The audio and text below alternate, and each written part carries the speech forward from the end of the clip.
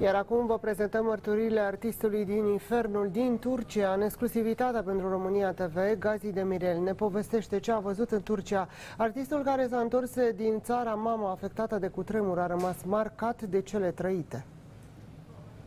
Eu am fost acolo, am văzut pe ochii mei. Este până acum niște oameni sub ruine. Până acum n-au scot. Mai multe din rudele mele, familia mea foarte mare acolo. Noi avem 9 diferite nume de familie, dar suntem unic o familie.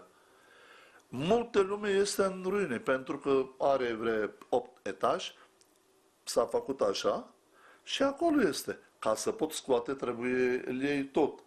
Zice, mai e cineva? Nu, gata, a plecat în altă parte.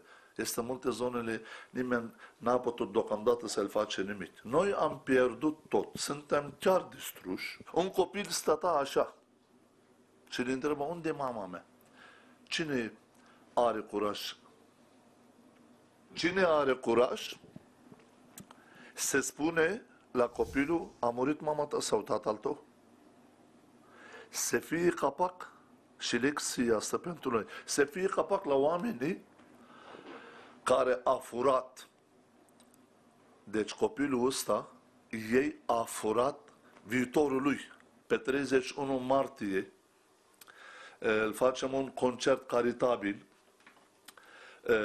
aici în București, la sala polivalentă. Ce strânge acolo, fundațiile respectiv care îl organizeze, îl ajute pe poporul Turcia. Iadul este în Hatay, în orașul meu. Iadul este în celelalte orașele care a farmat, dar cel mai mult a fost afectat Hatay, Defne, Antakya.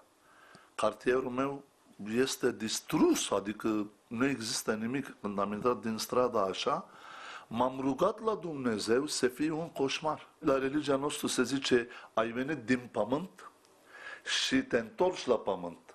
Noi suntem în ruine, în beton. Știi ce este interesant acum acolo?